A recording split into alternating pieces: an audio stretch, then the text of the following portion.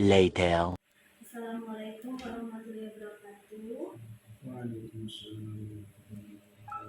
Selamat siang para ustadz dan ustazah di TK Hafiz Insan Madani Sriwijaya Palembang. Hari ini saya akan mensosialisasikan perihal visi dan misi untuk sekolah, khususnya TK Hafiz Insan Madani Sriwijaya Palembang. Di sini kemarin saya pada saat lokakarya 3 kemarin, saya bersama dengan kepala sekolah membicarakan masalah tentang visi dan misi sekolah. Nah, tapi sebelum saya melakukan lokakarya, sebelumnya saya sudah dalam visi dan misi itu dibutuhkan yang namanya model bakja, yaitu buat pertanyaan, ambil pelajaran, gali mimpi, jabarkan rencana dan atur eksekusi. Nah, jadi di situ sebelumnya semua dalam membuat visi itu semua warga sekolah khususnya itu berperan aktif di situ. Baik itu dari wali siswa, guru, kepala sekolah, staf maupun yang lainnya.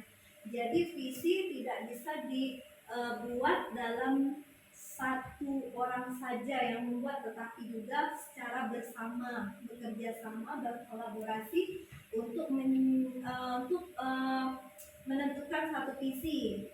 Nah, sebelum saya melakukan lokakarya bersama kepala sekolah kemarin, saya terlebih dahulu menanyakan perihal kemauan wali siswa terlebih dahulu. Jadi di situ saya ambil kesimpulan kalau dari wali siswa, mereka itu menginginkannya pembelajaran ini lebih dari keagamaan, selain dia pengetahuan di situ.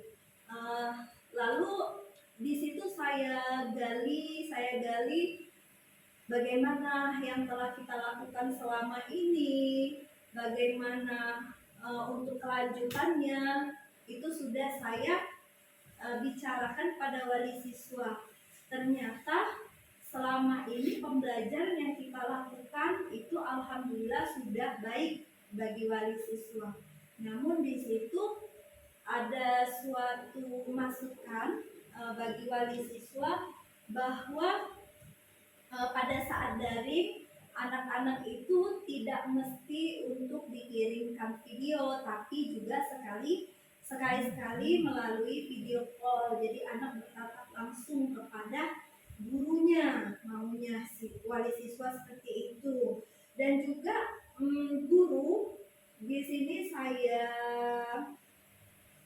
tanya, katanya pembelajaran pada masa pandemi ini membatasi ruang pembelajaran.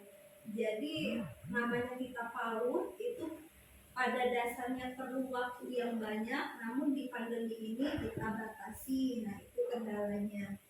Lalu saya tanya juga bagaimana maunya sih terhadap sekolah ini.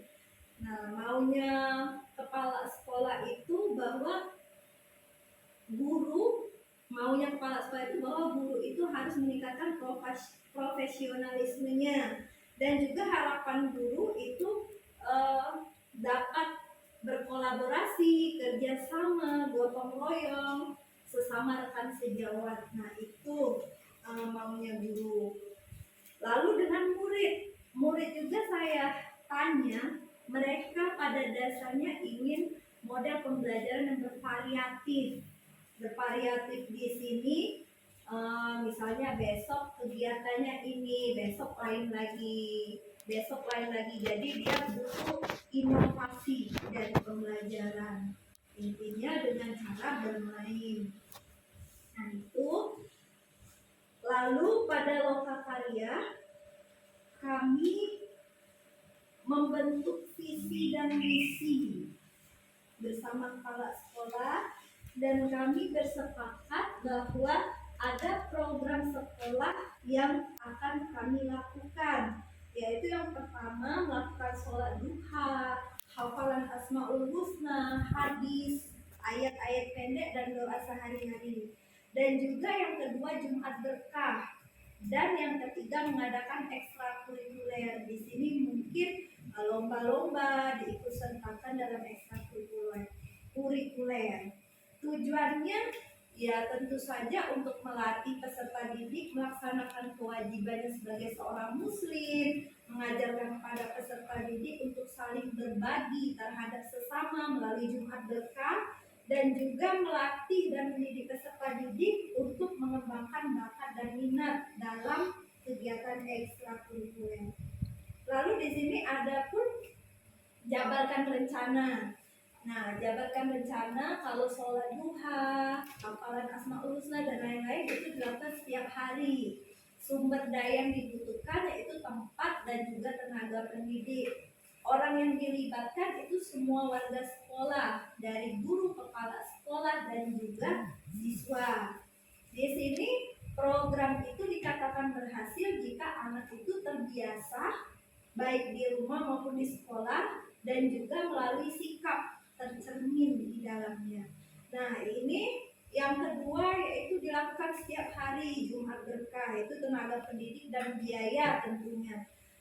Orang yang dilibatkan itu bukan hanya warga sekolah saja, tetapi juga komite sekolah. Nah, di sini program berhasil kalau anak itu terbiasa untuk misalnya peduli jika ada teman yang nggak bawa makanan, secara tidak langsung dia berbagi dengan temannya. Lalu kemudian menyusun jadwal ini mengadakan ekstrakurikuler. Itu langkah yang dilakukan itu pastinya menyusun jadwal terlebih dahulu. Sumber daya yang dibutuhkan itu tenaga pendidik, biaya, dan keterampilan. Warga sekolah dan tenaga ahli itu orang yang dilibatkan di dalamnya. Nah, program ini dikatakan berhasil jika anak percaya diri, berani tampil di depan umum. Nah, itu melalui lomba-lomba menyanyi, menari, mewarnai, dan lain sebagainya.